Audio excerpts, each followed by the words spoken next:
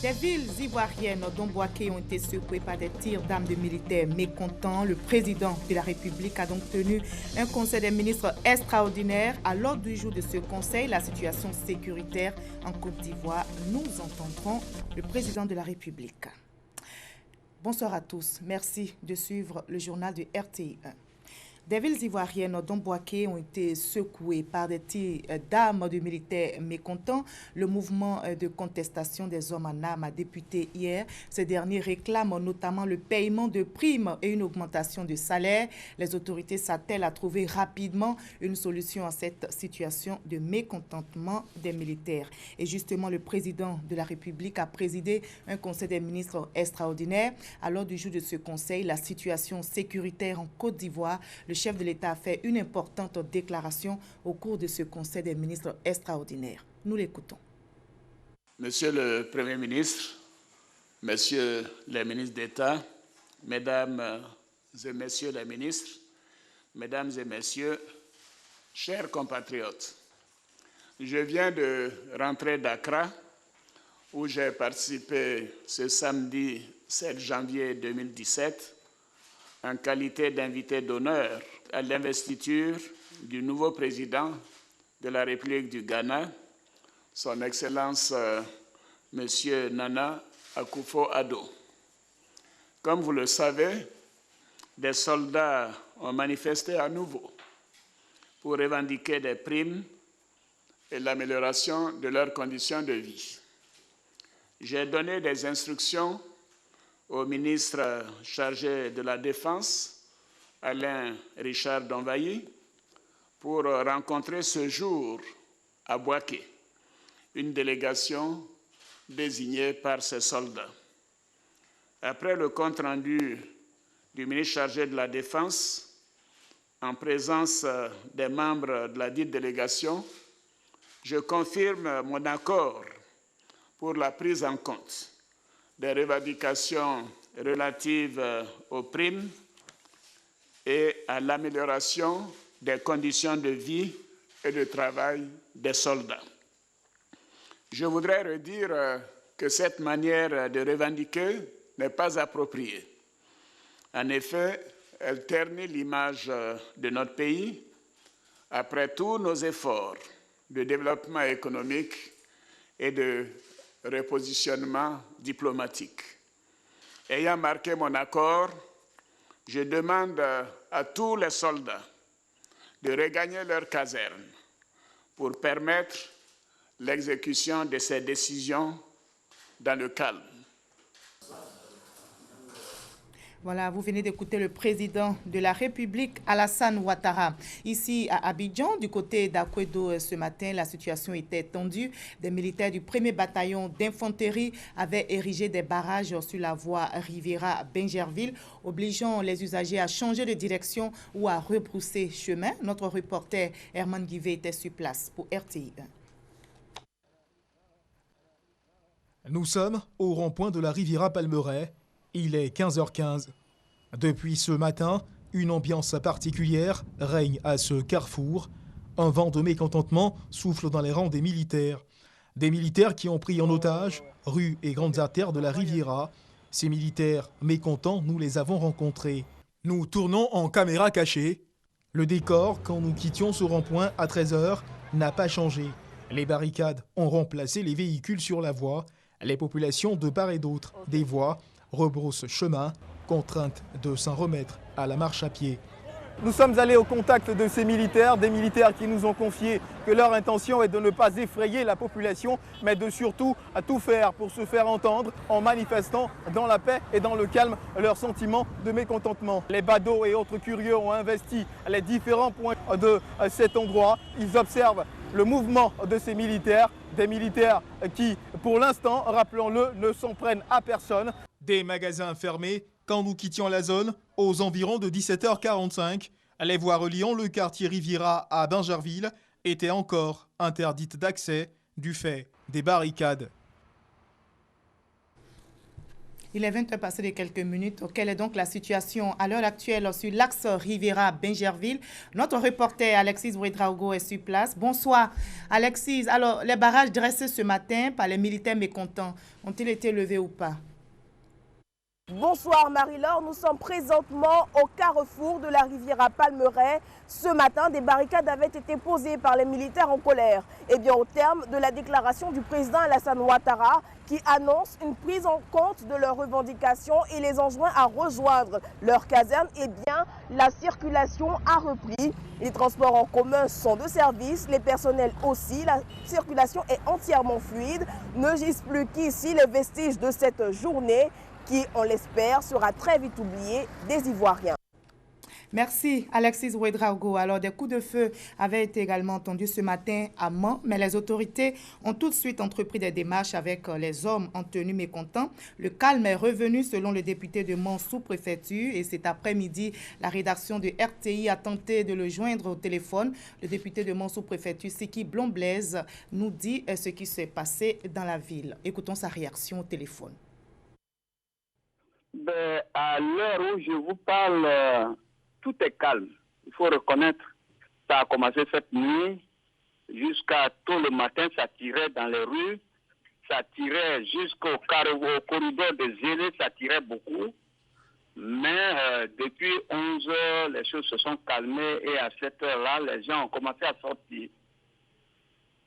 Ce qu'il faut retenir, c'est qu'ils ne violentent pas la population. Ils disent qu'ils ont posé des revendications, ils attendent la réponse. Donc les gens ont commencé à prendre, tout le monde a commencé pas tout le monde, mais les gens ont commencé à sortir. Et loin de Mans, ici à Abidjan, la situation était plutôt calme. Ce matin, dans les communes d'Abobo et de Yopougon, les populations vaquaient à leurs occupations, comme nous le témoigne Alexis Ouedraogo. Nous faisons le tour de 2 grosses communes de la capitale économique, Abidjan, ce samedi. Première escale, à Bobo. Ici, la vie suit son cours normal. Armel est installé dans un glacier à Bobo. Pour lui, le week-end, c'est la détente. Ce samedi ne déroge pas à la règle. À l'heure de l'édition spéciale de la RTI, il est un peu désolé des troubles dans le pays. Je pense que le dialogue doit toujours prôner. Restons calmes, restons sereins et puis continuons toujours le dialogue. Avec lui, Léa, serveuse. Vraiment, s'il y a quelque chose à régler, qu'ils règlent ça directement avec ceux avec qui ils ont à régler, mais ils n'ont qu'à laisser la population tranquille. Nous, on a envie de jouer comme d'habitude. Non loin, c'est Dame Camara qui, informée de la situation, tient à garder son magasin ouvert. Ce sont nos jeunes frères, ce sont nos enfants. Je pense que on doit aller doucement. Surtout que nous avons déjà vécu des situations vraiment déplorables où tout le monde a déjà à payer. Donc je pense que quand même, pour revendiquer quelque chose, il faut aller doucement. Cap sur Yopougon, la commune affiche son visage de tous les jours. Les rues, maquis et commerces tournent à grande vapeur. Les Ivoiriens sont tous traumatisés par ce qui s'est passé dans les années 2000, 2010, 2011 et autres. Bon, on connaît la suite. Moi, aujourd'hui, quand j'entends un coup de feu, j'ai peur. Je pense que c'est un malentendu qu'il faut vite régler. Les Woyos donnent de la voix pour dire l'Ivoirien ne veut plus que la paix. Situation calme également du côté de Makori. Les populations menaient leurs activités tranquillement. Voyons le constat de Malika Koulibaly. Il est un peu plus de 17 h quand notre équipe arrive dans la commune de Makori. Ici, au grand marché, tout semble normal. Tout le monde vient faire ses courses, chacun vient payer ce qu'il est venu payer. En tout cas, tout se passe bien. Il n'y a pas de problème depuis le matin ici. Je suis quittée à la Riviera, je suis venue faire des encaissements à Makori. J'ai profité pour faire mon marché, donc je rentre. Le pays connaît depuis hier quelques mouvements d'humeur des hommes en tenue. Une situation qui n'a pourtant pas changé les habitudes des Abidjanais. Je reviens du boulot. En tout cas, il n'y a rien à Makori, tout va bien. La preuve, je suis avec des amis. Nous prenons un pot. On a appris qu'il y a des tours à Kouedo, à Mont, mais à Makori, tout va bien. Moi, je viens de Yopougon. Jusqu'à ce que j'arrive ici, je n'ai rien vu d'anormal. On m'appelle pour me dire que voilà, il y a tonton. S'il y avait quelque chose d'anormal, je suis venu avec mon fils. Je n'ai pas venu m'asseoir dans un maquis, venir au moins essayer de m'amuser. Nous, ça ne nous touche pas. Nous sommes en train de travailler comme il se doit, comme un bon citoyen, il n'y a pas de problème. Dans cette commune d'Abidjan Sud, ce samedi 7 janvier, la vie est plutôt paisible. Ici, on vit loin des désagréments causés par les folles rumeurs et les barricades érigées sur des voies comme ici, à la Riviera. Et ces barricades ont été levées, je rappelle. Le président de la République est rentré du Ghana en début d'après-midi pour présider un conseil des ministres extraordinaire sur la situation sécuritaire en Côte d'Ivoire. Le président Ouattara a été accueilli à son arrivée par le président de l'Assemblée nationale, comme vous le voyez dans les images, Guillaume Soro, le premier ministre Daniel Kablan-Duncan, le ministre d'État, ministre de l'Intérieur et de la Sécurité et d'autres membres du gouvernement. Sur place au Ghana ce matin, le président ivoirien a assisté en qualité d'invité d'honneur à l'investiture du président ghanéen Nana Akufo-Addo et son vice-président. La cérémonie a eu lieu à la place Kwame Nkrumah d'Accra. Le nouveau président ghanéen et son vice-président ont prêté serment pour un mandat de 4 ans à la tête du Ghana. Et lors de cette cérémonie d'investiture, le président ivoirien Alassane Ouattara a prononcé un discours dans lequel il a salué la maturité démocratique du peuple ghanéen. Le compte rendu de nos reporters dans nos prochaines éditions. Et je vous livre ce communiqué qui vient de nous parvenir. Il émane de l'Assemblée nationale. Monsieur Diawara Mamadou, doyen d'âge de l'Assemblée nationale, informe, mesdames et messieurs, les députés que la séance inaugurale de la première législature de la 3e République, initialement prévue pour le lundi 9 janvier 2017 à 10h, est reportée ce même lundi à 14h au palais de l'Assemblée nationale. Ordre du jour, élection du président de l'Assemblée nationale de Côte d'Ivoire. L'État ivoirien et les industriels de la transformation du cacao en Côte d'Ivoire viennent de signer une convention pour renforcer la compétitivité de la transformation du cacao. Cette signature est l'aboutissement de la réforme du secteur du cacao lancée par le président Ouattara qui vise à accroître la performance de ce secteur en Côte d'Ivoire. Abou Sanogo. Ces signatures de convention entre l'État de Côte d'Ivoire et les entreprises de transformation de cacao marquent l'aboutissement des 30 mois de négociations dans le cadre du renforcement de la compétitivité de la transformation du cacao en Côte d'Ivoire. Elles vont ainsi permettre de définir les engagements d'augmentation de produits finis et semi-finis des broyeurs et les modalités du droit unique de sortie. Nous serons à vos côtés pour réussir les nouvelles réformes ainsi engagées, la mise en œuvre effective des dispositions contenues dans la présente convention. Naturellement, nous serons prompts à suggérer des ajustements en cas de besoin. Les discussions relatives à la convention ont permis de conclure des engagements avec 6 broyeurs, représentant près de 350 000 tonnes produites en 2015-2016. Les discussions se poursuivront avec les autres sociétés de transformation, particulièrement sur les aspects concernant les niveaux d'augmentation de leur production. Les enjeux majeurs de l'économie cacaoyère de la Côte d'Ivoire sont ainsi connus et l'on peut citer l'amélioration de la qualité, l'accroissement des rendements et la transformation locale des fèves de cacao. Avec un niveau actuel de transformation de 540 000 tonnes environ de cacao, cela représente un taux de transformation de l'ordre de 33%. Notre pays devient d'ailleurs le premier transformateur mondial. Toutefois, l'essentiel de notre production, soit environ les 2/3, est exporté en l'état de matières premières brutes. L'ambition du gouvernement est d'atteindre un taux minimum de 50% à l'horizon 2020. Et je crois qu'on peut aussi fixer un taux de 70% au moins en 2025. À ce jour, le gouvernement s'est fixé pour objectif de transformer 900 000 tonnes de fèves, soit 50% de la production nationale d'ici 2020. Le Sénégalais Abdoulaye Bathily est candidat à la succession de la Sud-Africaine Dlamini Zuma à la tête de la Commission de l'Union africaine. Il est en tournée de campagne sur le continent depuis un moment et il est à Abidjan, nous rapporte Mama Traoré. Je suis de nationalité sénégalaise, mais l'Afrique est mon pays. C'est ainsi que le professeur Abdoulaye Bathily se présente à tous ses interlocuteurs, sans doute une manière pour cet homme d'État de revendiquer son panafricanisme. Une doctrine qu'Abdoulaye Bathily espère transformer en une réalité sur le continent, une fois élu à la tête de la Commission de l'Union africaine. Nous devons pouvoir aujourd'hui, et c'est un devoir de génération, affirmer l'identité africaine sur le plan politique, de nos ambitions, affirmer l'identité africaine sur le plan de nos réalisations économiques, nos réalisations en matière d'éducation et, bien entendu, sur la base de cela, le monde entier nous respectera. Faire de la Commission de l'Union africaine un outil de réflexion et surtout d'action capable de relever les défis auxquels est confronté le continent, telle est l'ambition portée par Abdoulaye Bathily. Une ambition et un programme panafricaniste qui devrait, selon lui, valoir la majorité des suffrages des chefs d'État. Si les chefs d'État et de gouvernement prennent en compte de manière objective mon profil, nul doute que je serai le prochain président de la Commission de l'Union africaine. 5 prétendants sont en course pour la présidence de la Commission de l'Union africaine. Abdoulaye Bathily, lui, peut déjà compter sur le soutien de la Côte d'Ivoire et même de la CEDEAO, la communauté économique des États d'Afrique de l'Ouest. L'élection, quant à elle, aura lieu le 30 janvier prochain à Addis Abeba, lors du 28e sommet des chefs d'État de l'Union africaine.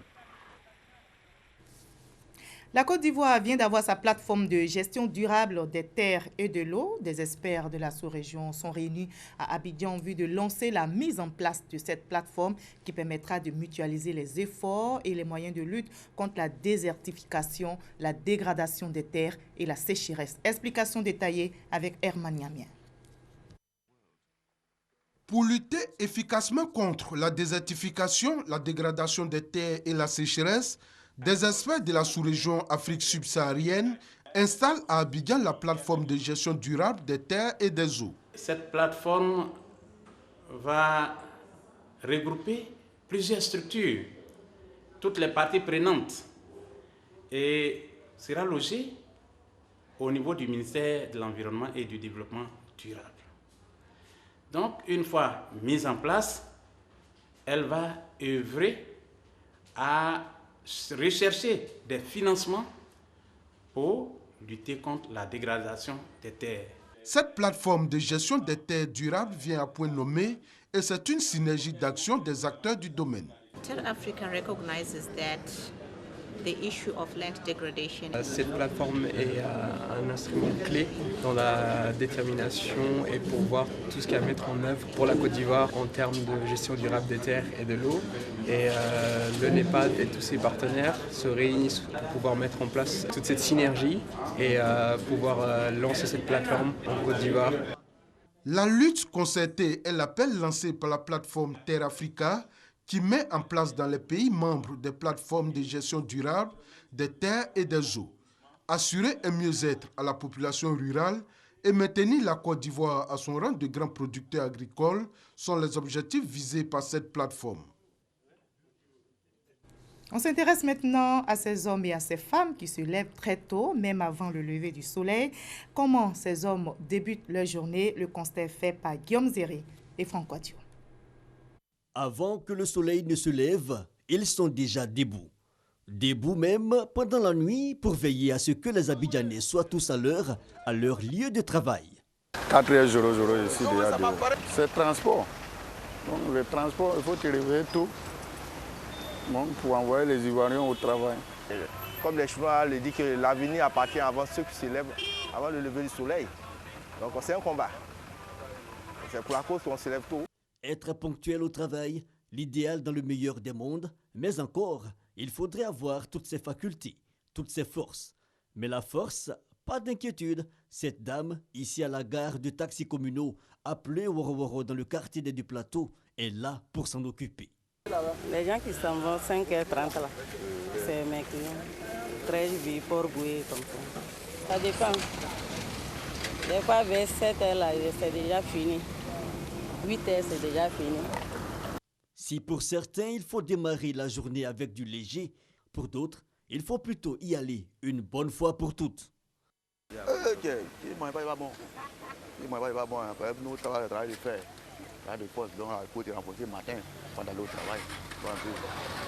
Le riz, la bouillie, le haricot, rien ne manque pour assurer une bonne journée. Mais le tonus tient aussi à cela, au café. Et les adeptes du noir trouvent aussi leur compte tous les matins. Je vais vite à 4h du matin pour travailler. c'est qu'ils passent très tôt le matin et ils passent prendre les petits cafés. Moi je prends pour travailler avec ça, je prends, je vois que mon ventre est dégagé. Si j'ai pris ça le matin, bon, c'est juste à 14h, 15h, je vais avoir l'envie de manger. Je vois que ça fait plus d'économie. La journée, on le dit, démarre quand le soleil se lève, mais en réalité, elle démarre bien avant. La preuve est faite ici. Ces hommes et femmes s'activent comme cela tous les jours pour aider les citoyens à mieux aborder leurs activités.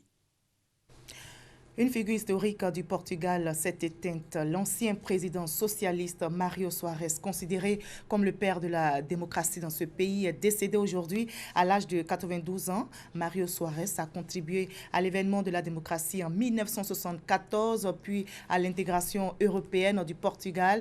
Il est resté sur le devant de la scène politique pendant une quarantaine d'années.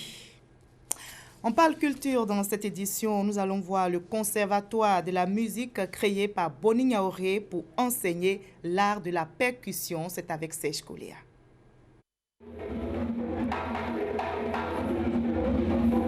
Symphonie de tambour et de percussion. Les premières notes de Tamanoa Institute résonnent dans les locaux de la Maison de la Culture de Cocody.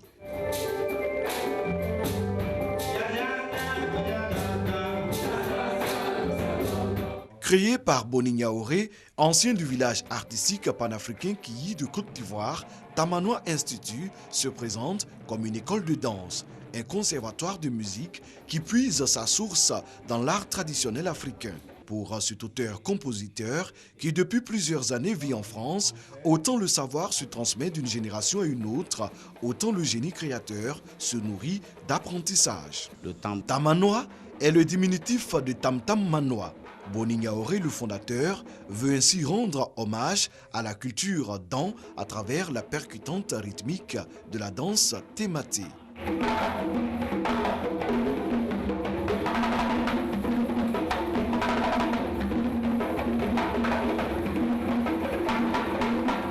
Le tambour, une forme de message, une conjugaison de culture que ces 4 jeunes dames du groupe Les Femmes Battantes ont su assimiler.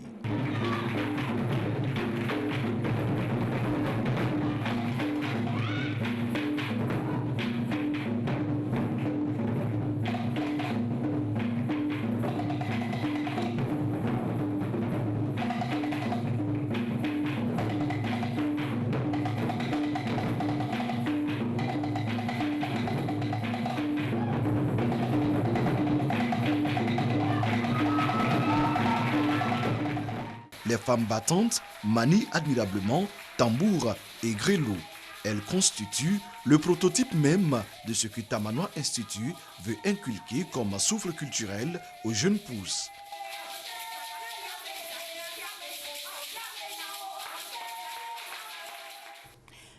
Françoise Kwasi, connue sous le nom de Marie-Louise Asseux, s'en est allée dans la nuit du 7 décembre dernier des suites d'une maladie qui la rongeait et depuis le 17 novembre, avant son inhumation le 14 janvier prochain à Aféry. La communauté artistique lui a rendu hommage hier, 6 janvier, à Cocody. Le reportage de Franck Quadio.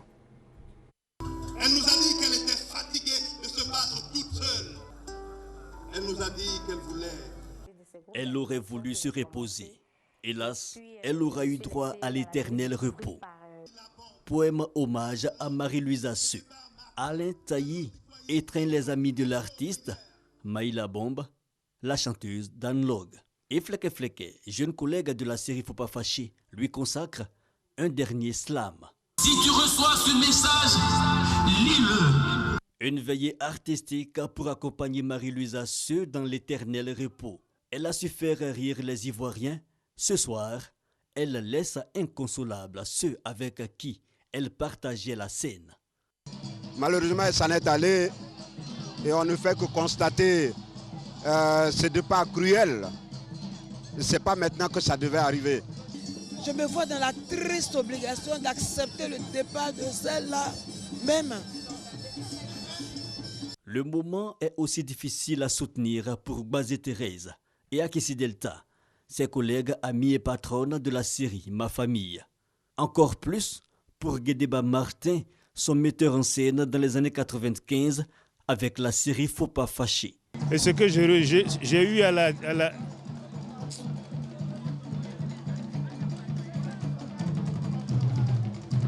Douleur et douleur, Maïla Bombe a le verbe court. Celle qui la côtoya depuis sa troupe formatrice Soleil de Cocody, sous l'aile de Diallo Tikwaï Vincent. Elle a éclaboussé de son talent tous les projets qu'on lui donnait, de sorte que je suis resté moi-même étonné. Tristesse mais aussi joie, avec plusieurs groupes artistiques.